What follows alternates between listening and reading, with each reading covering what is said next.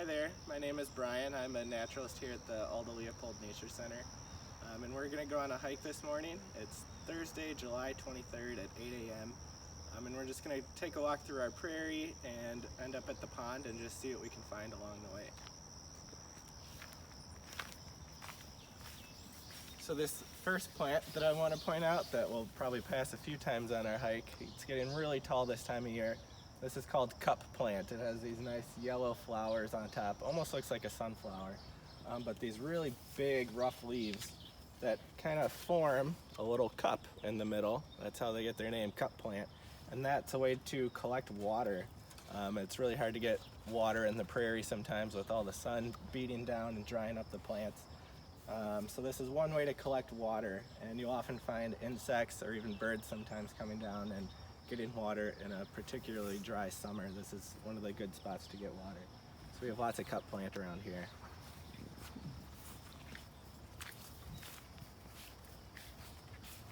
The prairie right now is a beautiful time to walk around. We have lots of different colors. We have the yellow from the compass plant. We have black-eyed Susans here, more yellow. The purple of bergamot flower, which we'll stop and talk about in a little bit.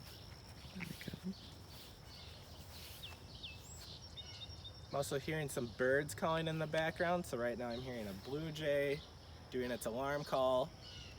That right there, if you can hear that, sounds like it's coming from that way. We have lots of blue jays that hang out here. We also have some red-tailed hawks that are residents here. So we often hear blue jays giving the alarm call of the red-tailed hawks that are nearby. I'm also hearing some chirps from house sparrows, which are nesting. They have some nests on our deck right now. House sparrows are invasive, but we'll keep their nests up because their populations are kind of declining around the world. I'm also hearing a song sparrow, which is a type of a sparrow that is native to here. They typically nest along forest edges and sometimes in prairies, and they have their very elaborate song that they'll be singing throughout the day.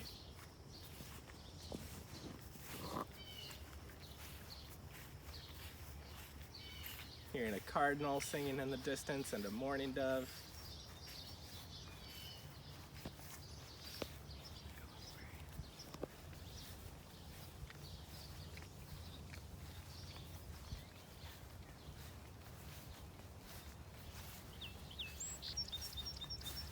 If you can hear that song, that is the song sparrow singing away right now.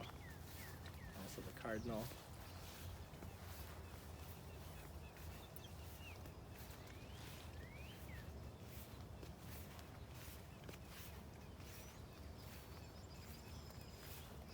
Here, if we want to stop and look at this bergamot flower, which actually has a bumblebee visiting it right now. We have lots of insects that'll be in the prairie throughout this hike. We have bumblebees and dragonflies and damselflies and all sorts of different pollinators, butterflies that are visiting the flowers here. This particular one, bergamot, with the purple leaves, or purple petals, it goes by a few different names. I've heard it called bee balm and also pizza flower, because if you rub the petals and smell them, to some people it smells like pizza, or like the spices you would put on pizza. It's a pretty neat smell. And we have lots of bergamot blooming right now.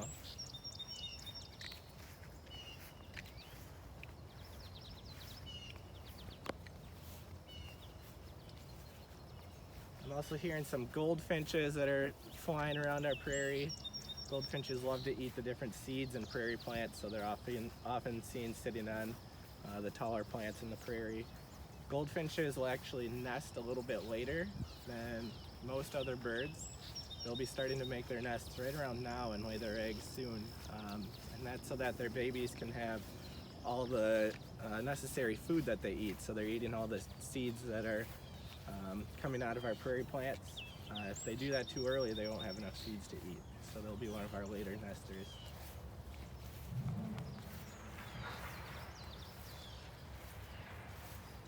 As we get closer to the pond, I'm hearing a type of a bird called a common yellowthroat. It's a type of warbler that migrates up here and nests here in the summer.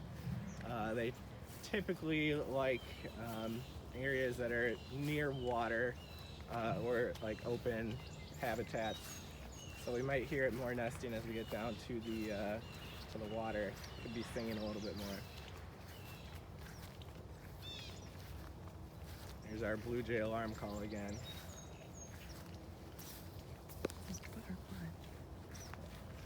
We have a monarch butterfly, another one of our pollinators floating around here in the field. We do have some milkweed scattered around through our prairie.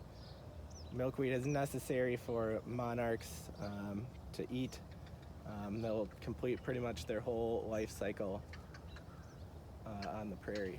Oh, and if we look over at the tree near the pond, I actually see, wow, 4 green herons, which is the most I've ever seen here. Usually there's one that hangs out here. Sometimes we see 2, but 3 just flew away, and I still see one sitting on the edge of the branch there. So that's pretty neat. Green herons, they're a type of a heron. They're smaller than the great blue herons that we see. They're much smaller than that. And they like to sit on logs near water, and what they do is they'll drop like an insect in the water to try to attract a fish or a frog, and then they'll snatch up something to eat, so they kind of set a trap. Pretty cool.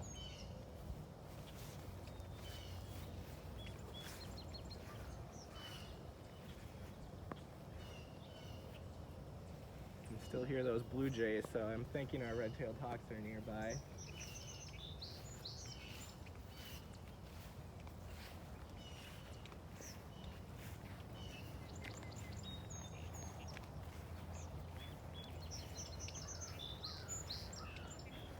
Crow calling in the distance, and our chickadees in the distance. If we look over here, another common plant that we have is called compass plant. So this one with the leaves that are kind of going sideways, and it's called compass plant because their leaves tend to follow north-south, so that they're not losing as much evaporation with the sun as it goes across the sky.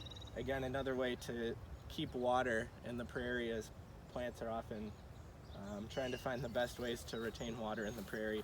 A lot of these plants have roots that go way down into the ground, another way to get as much water as they can. All these different advantages they can get to survive in the prairie.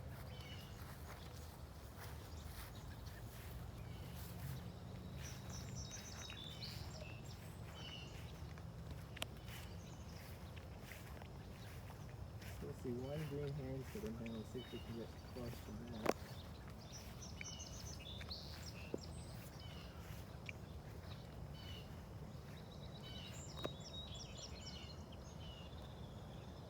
There's a good view of it.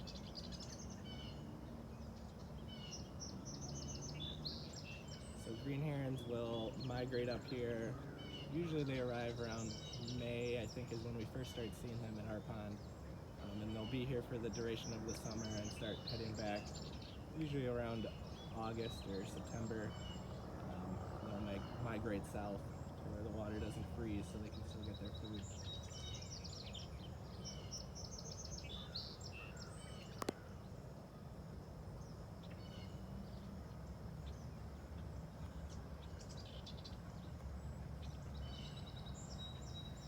I'm also hearing a house wren somewhere in this vicinity, kind of chattering away.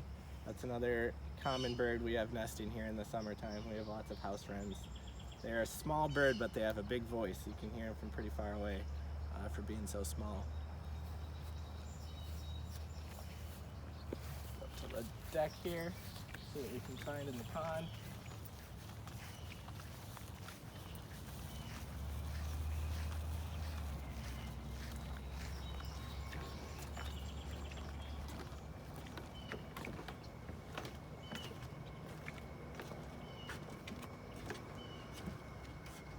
Alright, so our pond here at the Nature Center is another great habitat. We often find turtles, painted turtles and snapping turtles, lots of different kinds of frogs hanging out here. You can see right now the pond at this spot is kind of covered up by duckweed. It's not algae, so this duckweed is a favorite food of a lot of the animals that live in the pond. We'll often see ducks and geese eating this duckweed here in our pond.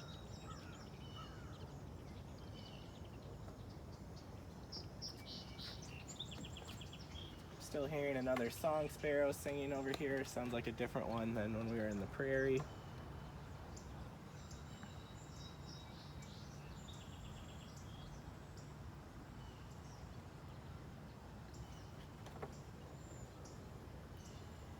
You can also notice one plant here that is very common along water.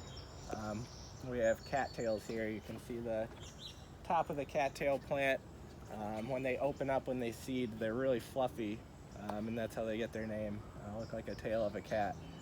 But this kind of lines our wetland area all the way through the marsh.